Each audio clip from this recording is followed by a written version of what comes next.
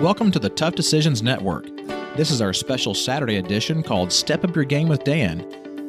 I'm your host, Dan Hanford, and I'll be discussing topics to help you make better decisions to increase your productivity, increase your sales, and improve your overall marketing. Visit toughdecisions.net to sign up for our free weekly entrepreneur email. Before we get started, let's hear from one of our sponsors. Have you ever thought about investing in real estate, but find yourself so busy that you don't have time for it? Do you have FOMO, which is the fear of missing out? At HanfordCapital.com, we help investors with passive real estate investments that project better returns than traditional investment vehicles such as the stock market. If you'd like to find out more about our passive real estate investments, visit HanfordCapital.com. That's HANDFORD Capital.com. We will jump on a call with you to discuss your investment goals and to see if our investments are a good fit for you. This advertisement is not to be construed as an offer or recommendation to buy or sell a security. Visit HanfordCapital.com. On the podcast with us today is Scott Smith. He's the founder and CEO of Royal Legal Solutions, one of the nation's top asset protection firms located in Austin, Texas. Even though they're located in Austin, Texas, Scott is a solo entrepreneur and solo practitioner who has been serving over 1,000 clients nationwide from his office there in Austin, Texas. Welcome to the podcast with us today, Scott. Hey, Dan. Great to be here. Yeah, and we've really just been expanding like crazy this year. So I can't wait to share with everybody about like what are the ways that we've been able to achieve growth rates of 20% month over month.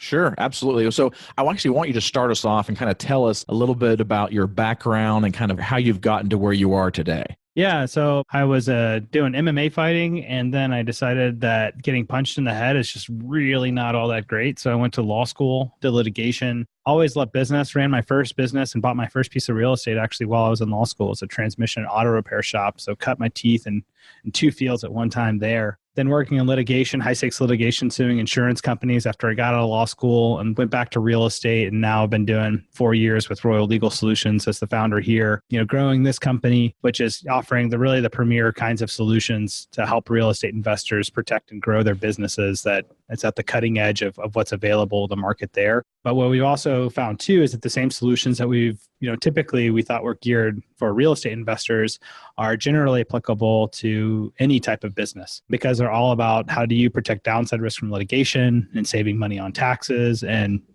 one of the coolest things that we do is help people shelter their income so that way they can, keep up to $55,000 a year completely tax deferred until retirement, which really helps out a lot, especially if you're a new startup. So you started your practice 4 years ago, you said, right? Yeah, it's a little over 4 years ago. I've been an attorney for a little longer than that.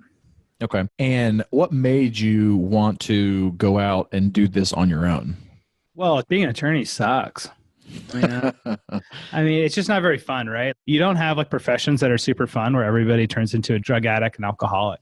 I'm not saying everybody necessarily does that, but like it's up there with like dentists trying to kill themselves with what are the professions that people tend to struggle with the most. So I really got into doing attorney work because I thought being an attorney would buy me status and respect from other people. I think fundamentally that's what I believed. And then I thought that it was going to be like money, right? I thought money would then get me like respect and whatnot and everything that I wanted. And then I found out money actually doesn't give me that. So what I really found to be really rewarding for me was actually to help people build businesses and build their financial future and secure it and have really clever, strong ideas about the ways that we do that and approach it like in a smart, efficient way that changes up ecosystem. So right now, what we're working on is saying, can we shift the whole game about how do attorneys interact with people by being more of mentors for education and helping people build instead of people that are bleeding money out of businesses by playing like a shell game with information. So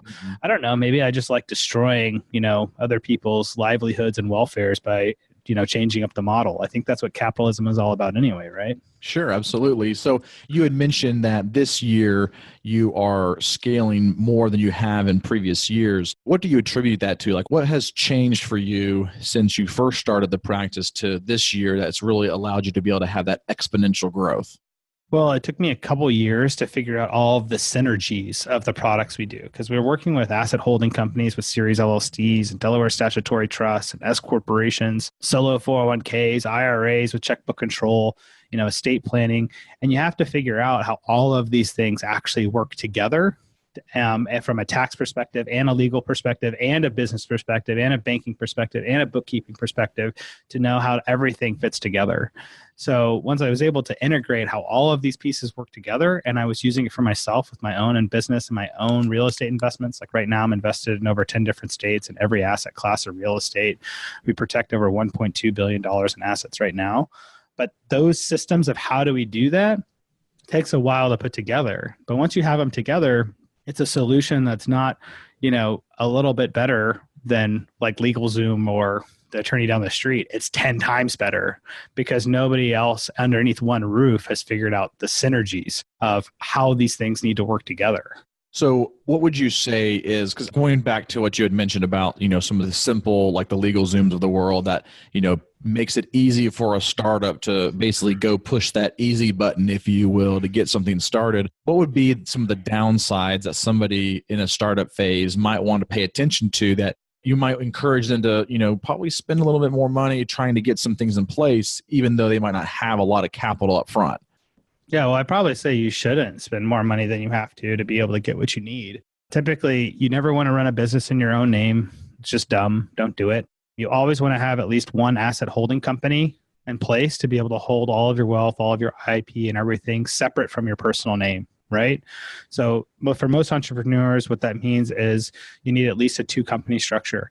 You need one LLC that's going to hold all of your assets, including your personal wealth and all of your IP and everything and your websites and all of that good stuff, all in one LLC, and then a completely separate LLC that is your operational company, which doesn't own anything at all, but it does all of your public facing interactions. That way, when there's a lawsuit, people are suing this, quote unquote, shell corporation that is the public face, but it doesn't have any money. So all you have to do is shut down that LLC and start up a new one, with the IP that's been protected inside of your asset holding company all along. But that kind of stuff you can probably do on LegalZoom once you actually know how the functions between those have to work, and you need an agreement between those 2 companies to really create the legal separation.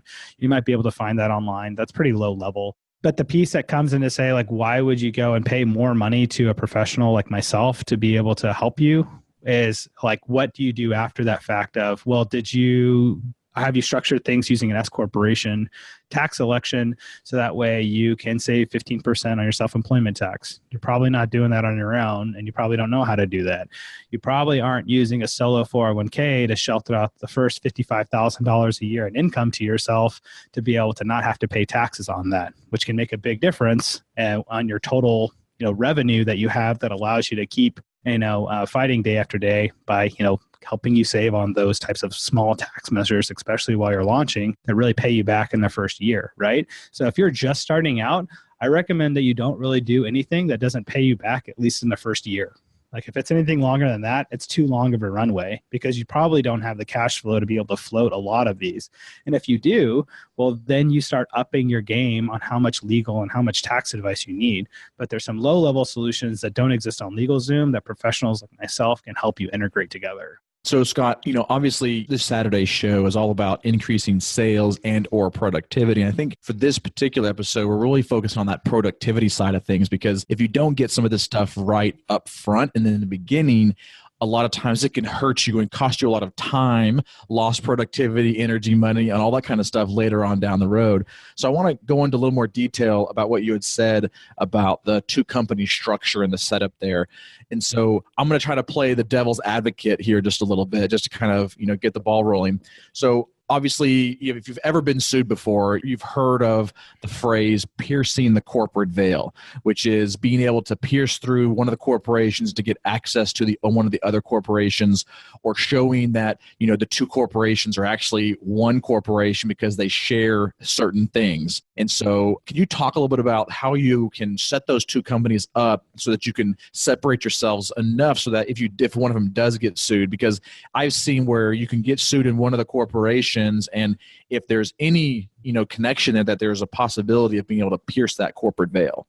Yeah, so I think that's probably like the piece that would really separate out from what you can buy online versus what it takes as somebody that's a professional to put together for you, right? Is how do you actually establish something like a two-company structure and then make it where it's actually going to work? What LegalZoom is helping people do is actually just get things off the ground, which is cool because having something done at all is better than your personal name because it might work, right? But for just like a few $100s more, right? What you're able to do is to say, okay, well, here's the company structures that we need. We need a two-company structure. Yeah, and Mr. Attorney, Scott, please help me put together what's the agreement that needs to be between these two companies to actually create that legal separation between them so there's not piercing the veil. And also, how is it that I need to be running my bank accounts through there? And how do I need to be doing my accounting? And a lot of times what that works out to be is that you actually need two sets of, accounting books, right? Just like you would have for separate companies. That'll be coming through, one for your asset holding company if there's going to be cash generated through it, and then another for your operating company to keep track of your day-to-day operations. There's a private contract, an agreement between those two companies, right? Like in a real estate context, you would think of that as like a property management agreement, right? That you would have the client that would own the piece of real estate, but then somebody else is doing these operations like collecting rents and entering contracts, et cetera, but they don't actually own any of the real estate.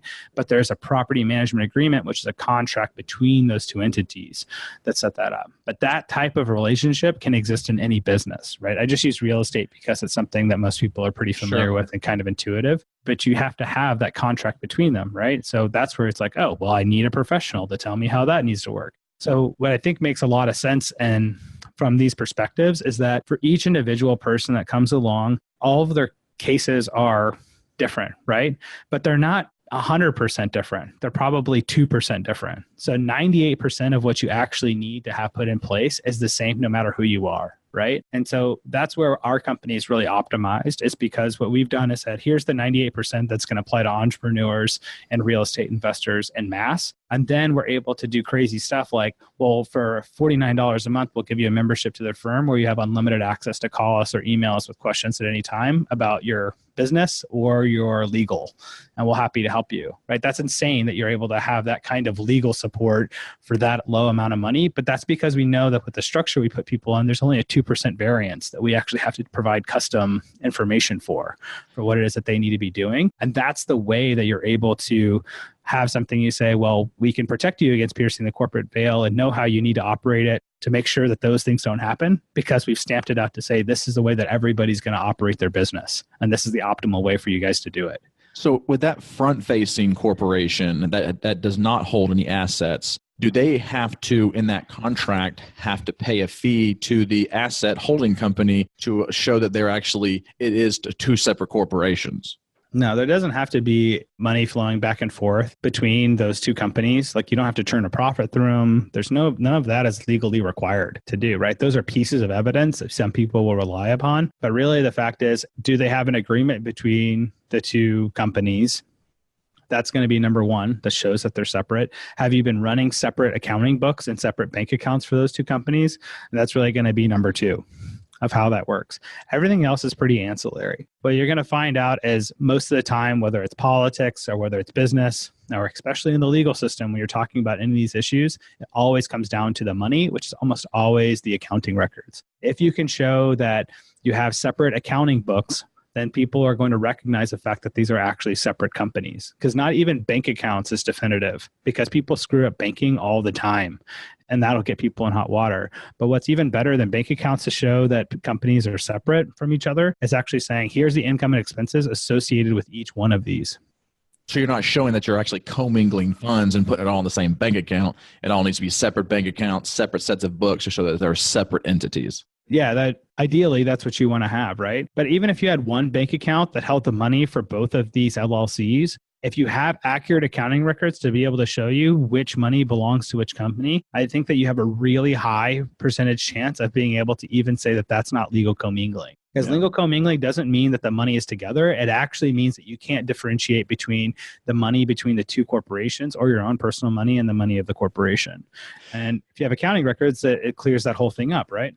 At what point do you decide to have another asset holding company because you already have too many assets in one where you might get sued, not necessarily, from the front facing, but let's say at the front facing who's using some of the assets. To give you an example, so we have medical offices. I have 5 medical offices that I own and I run, and we have medical equipment in there. And so if some patient gets injured with some of our medical equipment, they're obviously going to sue us. But if there's another company that holds the asset, they're going to sue the asset holding company as well. And now they have access to all the assets. And so how do you separate, or how much do you decide to separate into multiple asset holding companies versus just one conglomerate?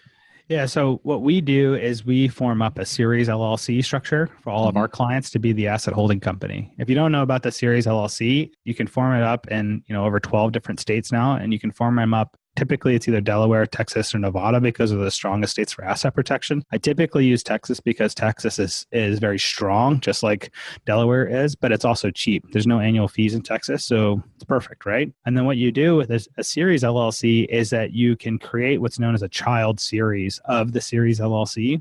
Each child series is treated for liability purposes as if it's its own LLC. But it's free to create, and there's no extra filing for it that you have to do or other filing fees. So if you create one series LLC, you get one filing, one bank account, one EIN number, one tax return that's associated with it, but you get to create an infinite number of LLCs for free. So you really can, with a series LLC, is compartmentalize down all of the assets that you want to into as small of a bucket as you feel comfortable. And if there's a lawsuit directly related to the asset itself, then it's protected from the main company and all the other assets. So in a real estate context, you typically would refer to this as saying if there's a lawsuit involving property A, they can't come after property B, C, D, E, et cetera. In an overall context, though, we typically are saying that you probably shouldn't hold more than $3 million of net worth in any one company. Right? No matter how secure a basket is, typically would say you just never want to have too many eggs in any one basket, especially when you're just talking, small amounts of monies. By the time you have that much money, it's not a whole lot of expense to be able to protect, your legal, right? I mean, you never want your legal and your taxes to go above your, 4 to 5% total of what you have. Typically, you want your legal expenses to be around 1% of total protection for net worth. But yeah, so above 3 million, I think, is about the cap that we look at. So one of the other things I want to ask you about too is if you have a series LLC set up, because I've heard of, and I've done a little research on the series LLCs, and I've heard some goods and some good things and some bad things, or some things to be aware of. And so one of the things that I've come across is that on a series LLC, there's the risk that if you have the series LLC, because if you get sued, the company that's being sued, if they get sued, they can have access to anything from below that company that the company owns. Same thing if you get sued personally, then they can go down from the top down, but they can't go from the bottom up on the actual chain. And correct me if I'm wrong, Scott, I'm just kind of explaining this a little bit. So some of the listeners might not follow me just because my logic in my head might be different than theirs. But when you have a series LLC, you have a main holding company that has the child LLCs underneath it in that series. What's the risk and the liability of that main LLC being sued instead of just one of the other ones? Yeah. So just to recap on this, Dan, the general advantage of LLCs and typically is that if you're sued, they can't go after your LLC. If your LLC is sued, they can't go after you. You have to treat them as if like they're two different people. With the series LLC, all of the child series are treated as individual LLCs, which is cool because now you can compartmentalize every single piece of liability that you can. Unless the main one gets sued. Because if the main one gets sued. Dan, you don't do business in the main one. And the main one's actually treated different than all of the children. And so that's the key is to making sure that the main one, you're not doing anything in. No, the main one is actually treated, the parent is actually treated separate from all the children as well. But the parent actually isn't doing business anyway with anybody, right?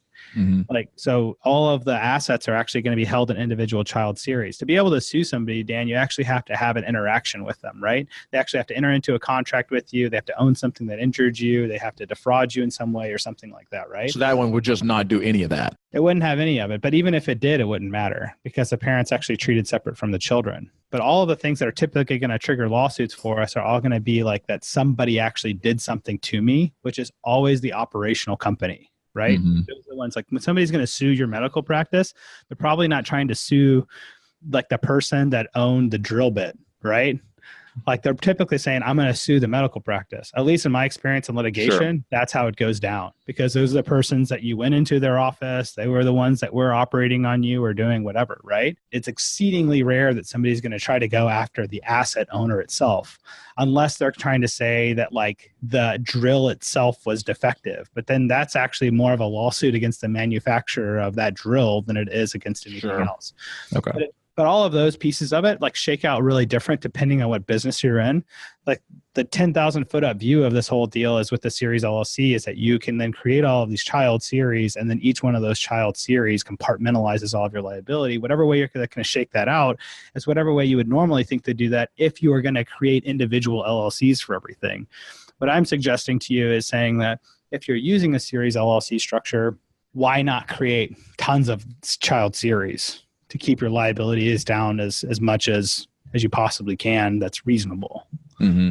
That makes sense. So if you're listening and you're wondering, I'm a new business, I'm a new startup, I haven't even thought about this process yet. You need to start thinking about it.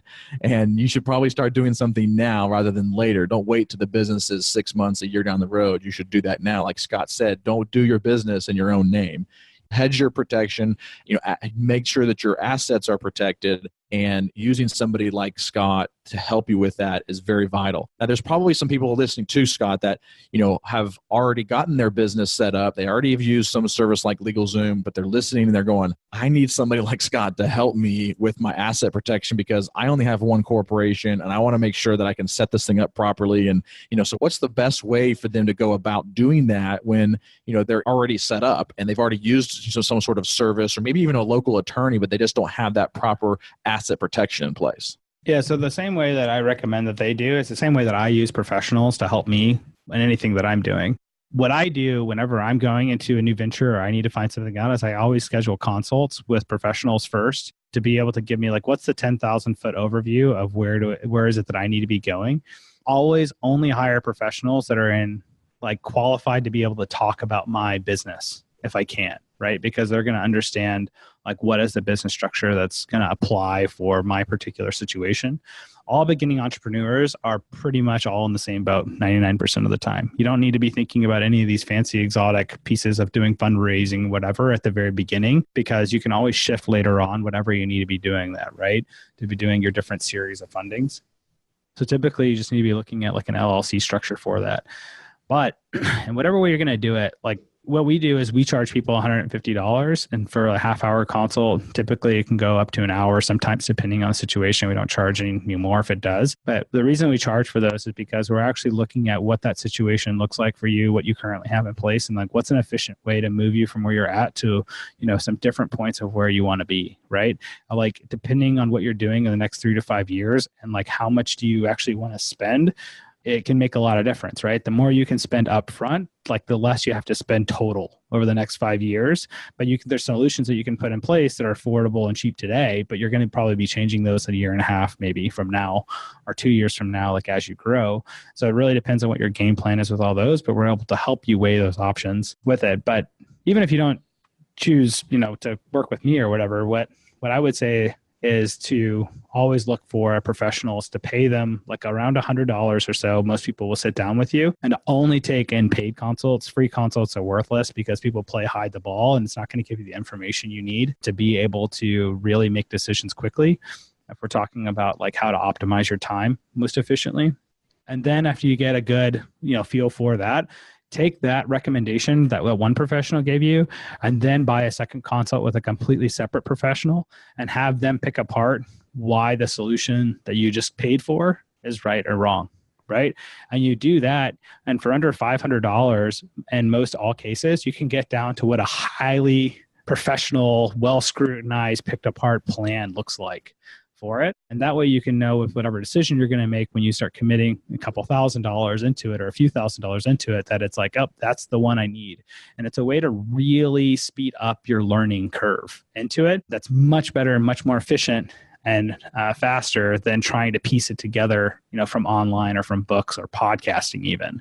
Do you also recommend people who maybe don't have a business, like let's say, somebody who is just an employee working for somebody else, but they have some assets they want to protect? For example, like in our offices, we have medical doctors and nurse practitioners, medical providers that, would like maybe to have some protection of their own personal assets. Is this a very similar strategy that you would use for somebody who's just trying to protect their own personal assets, even though they don't have an outside facing business? Oh, absolutely. Right. I mean, reality situation is once you have over $50,000 in net assets, right? Like owning a piece of real estate or just stocks or cash or whatever, right? All of a sudden now, like can become a target for a lawsuit, and lawsuits can happen for any reason, right? Like just getting into a car wreck that exceeds the limits of liability of your insurance coverage or, whatever the case might be. But private individuals should always have, even if they're not actively engaged in business, even other than their W-2, should have an asset holding company. All you have to do is just study rich people, right? Like nobody that's rich actually owns anything at all, right? They own companies that own stuff. Like they'll never own the yacht. They have a company that owns the yacht and they control the company. So if you really are trying to get rich, there's some foundational pieces that you should do to start acting like a rich person now, but being able to do it in a way that's affordable, because those are the strategies that the reason they do it is because you're able to put in place things now that keep major setbacks from your life from happening that would take years to recover from. And lawsuits are one of those things that can fall out of the sky. It's unlimited amount what people can accuse you of owing them, and can set you back years on your goals for your income or being able to acquire assets or whatever the case may be. Well, Scott, I want to thank you so much for taking some time out of your schedule to be with us here today on the podcast and sharing all these good insights and how to protect our assets and save ourselves from lost productivity in the future. How can the listeners reach out to you if they want to get some more information from you or reach out to you? Yeah, so you can always go to our website, which is the royallegalsolutions.com website. You can also email me at scott@royallegalsolutions.com. You can call us at 512-757-3994. We're also going to be doing a raffle for everybody here. We're going to be giving away $5,000 of legal services. It's going to include things like the Series LLC, the solo 401k to help you guys with that $55,000 a year of tax saving that's available to everybody that doesn't have W-2 income. If you got 1099 or other income, you're going to be able to use that kind of tax saving measures, self-directed IRAs, checkbook control, all kinds of cool stuff we're going to be raffling off with all of this, as well as some, consultations, free consultations and whatnot. And that's going to be at the royallegalsolutions.com/tough decisions podcast. Great. And I'll make sure that we put that in the show notes as well, so that the listeners that are driving down the road listening to this or working out or whatever can go back to the website, find those links. And again, thank you so much, Scott, for taking some time out of your schedule to be with us today. Yeah, sure thing, Grant. Thanks. All right. Thanks. Bye. Thank you for listening to the Tough Decisions Network. Be sure to visit toughdecisions.net to gain access to show notes for this episode and to join our free weekly entrepreneur email, where we will send you news about the latest technology for your business, inspiring quotes, and the latest books for entrepreneurs. That's toughdecisions.net.